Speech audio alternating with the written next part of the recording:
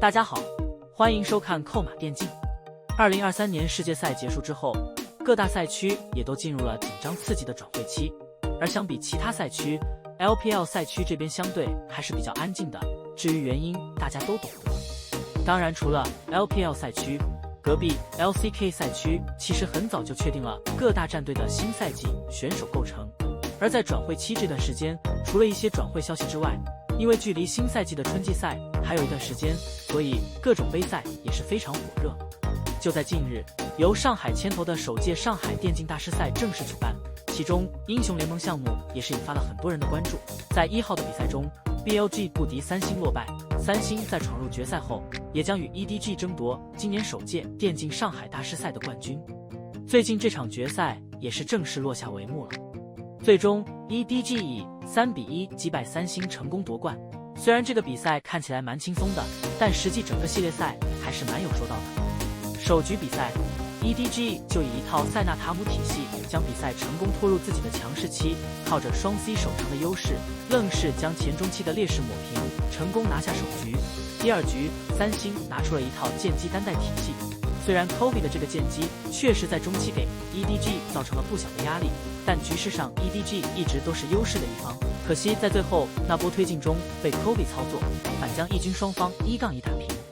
到了第三局，三星也拿出了一套塞纳塔姆体系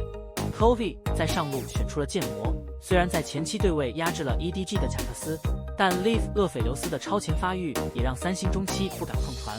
后续 Kobe 剑魔配合 Dolly 阿卡丽频繁找机会，连续几次切掉了 Leaf 厄斐琉斯，逐渐找回局势。但第二条大龙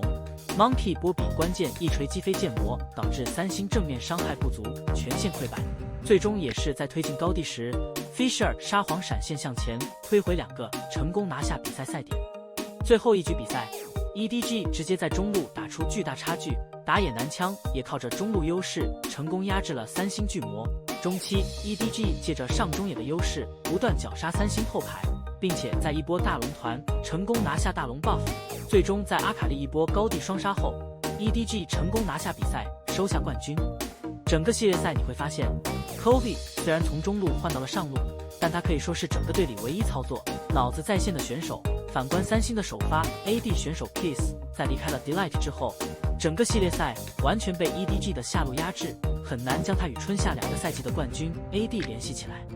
而在赛后，大家对于 EDG 这套阵容也是给出了非常高的肯定，有网友甚至建议 EDG 还买什么人啊？这5个小伙子直接春季赛全员首发，年轻又有活力，未来可期的好苗子，怎么也应该值得培养一下的。LPL 转会期正在进行中，目前大部分战队明年的阵容已出现雏形，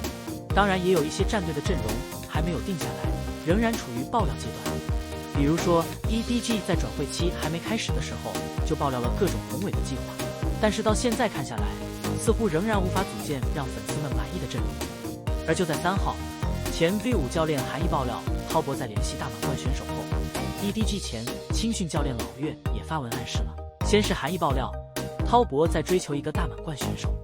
因为滔博只剩辅助还没有定下来，辅助位置的大满贯选手也就 Mako 是唯一人选了，所以很多人猜测是不是滔博想要买 Mako。但是 Mako 自从出道以来一直在 EDG， 可以说是 EDG 的元老选手，也是 EDG 的绝对核心。他真的会离队吗？很多人对于韩毅的这波爆料并不相信。不过在韩毅爆料没多久后， EDG 前青训经理老岳发文表示，直播休息1天，变化是真的。因为这个时间点太过于敏感，所以在评论区都在询问老岳，是不是在暗示 Mako 真要去滔博了。而根据韩毅爆料的各大战队阵容来看， EDG 明年的阵容是上单阿乐、打野杰杰和 Monkey， 中单 Fisher，AD 是 Leaf， 辅助是 Mako 加赵哲灿，也就是野辅这边 EDG 是有准备替补的，或者说是打算培养新人的。如果 EDG 真的早准备了替补辅助，那么 Mako 确实是有可能离队的。如果 Mako 真的加入滔博，明年滔博阵容上单369，打野天，中单 Cream， 下路阿水加 Mako， 至少对比前2年，辅助位置是增强了不少。Mako 和阿水私下关系也很好，两人配合默契也有的，搭档的下路到底打得怎么样，还是很让人期待的。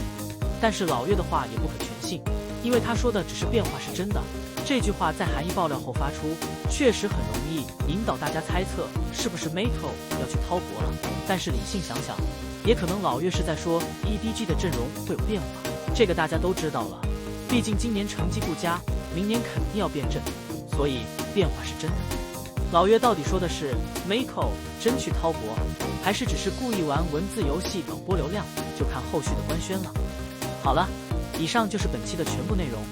你们觉得 EDG 新赛季的队伍由哪些选手组成呢？大家有什么想说的，欢迎在下面的评论区交流讨论，我会去挨个查看。感谢老爷收看，欢迎点击订阅，我们下期再见。